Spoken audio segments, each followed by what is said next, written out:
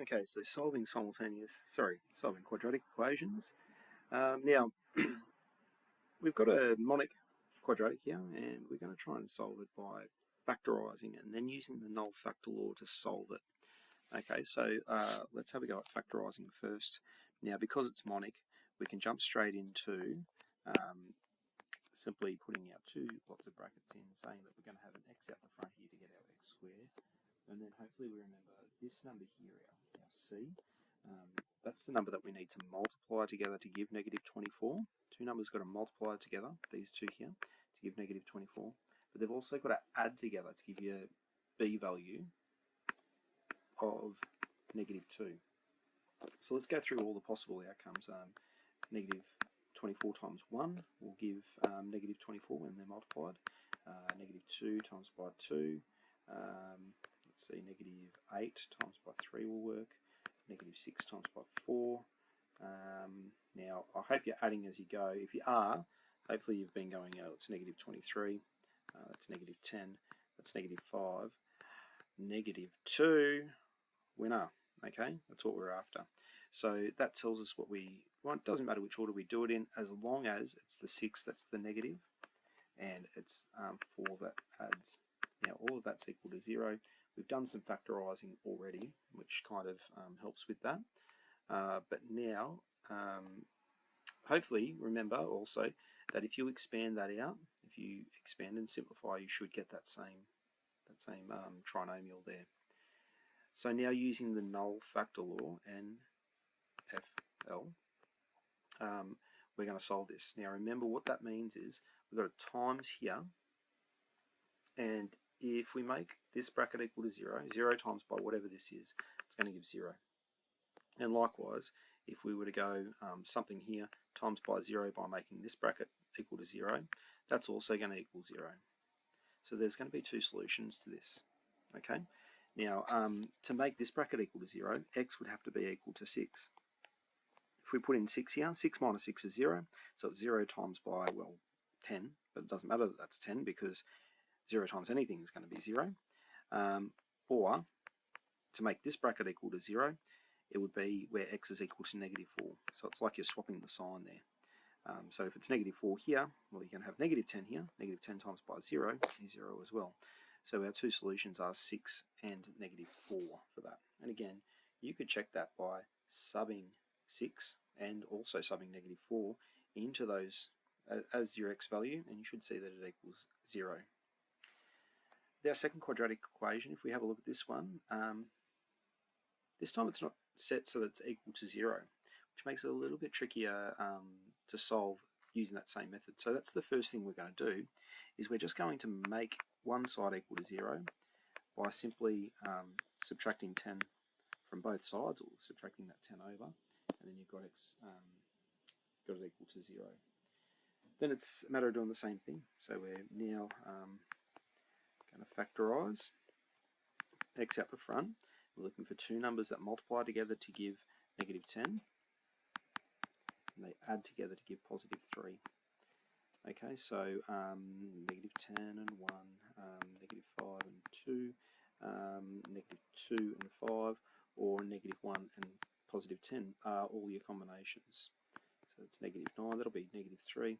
This one's positive 3, and so that's our winner right there. Okay, so negative 2 minus 2 plus 5, doesn't matter which order you do that in really. And now a null factor law again. We're just simply going to swap the sign on. Remember, x will be equal to, what's going on there? X is going to be equal to positive 2 there. Swap the sign, or just if x is equal to 2, sub it out. Or x equal to negative 5. Again, swap the sign on that. And that's how we use our null factor law to get those two solutions. Now the last one, this should be equal to 0 if we're solving it.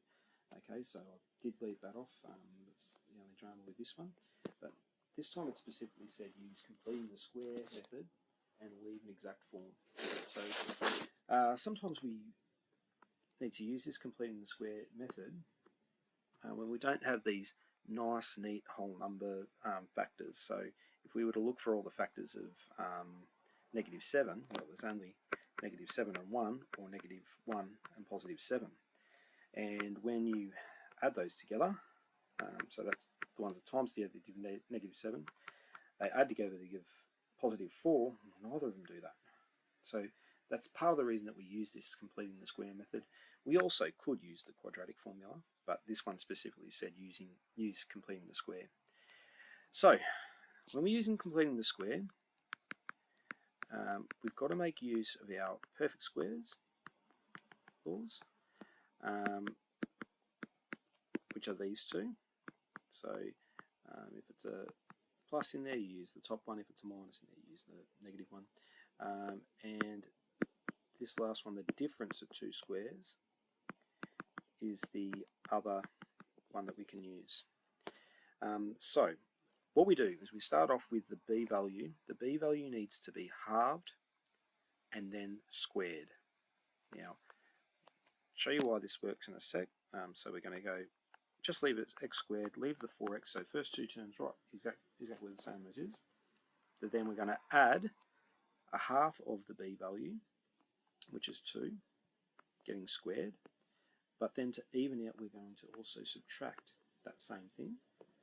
And then we've got minus 7 on the end equals 0. So basically, this line here is exactly the same as this line here.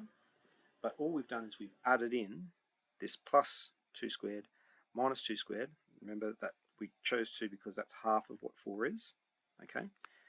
And the whole point of doing that is so that we can complete the square. So we're going to use the perfect square over here to then complete this. So we've got this form here, and that means we can write it now in factorized form, these first three terms.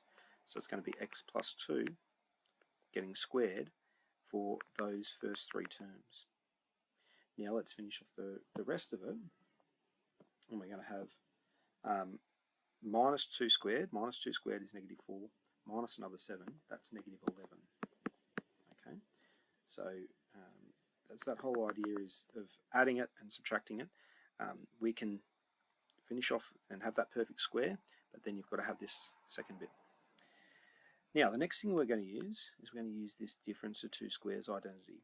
Okay, now a really easy way of looking at it is to say, well, if this was x squared minus, say, 25, we could write that as x plus 5, x minus 5. Okay, because that is 5 squared, so it's x squared minus 5 squared, which gives that same thing above. Now we've got one of them being squared. We've got this x plus 2 is getting squared. So x plus 2 is our a, and then our b is 11. But 11 is not a square number, so we can't do this nice neat square. So we need to have a number here that's getting squared. So our trick for completing the square here is to do the square root of 11 and then square that. Now that still gives 11. And what it's allowed us to do now is to have this second one that's getting squared and subtracted from another one that's getting squared. And so now we can write it in this form to factorize it.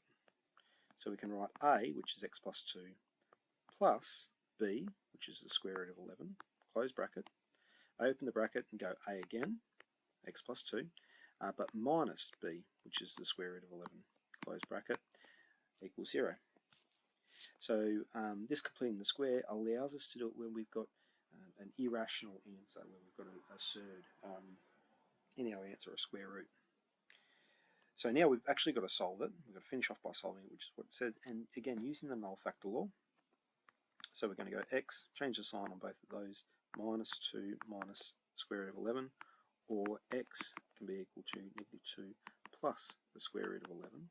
Or this would commonly be written as negative 2 plus or minus the square root of 11, like that, just as the one thing. Okay.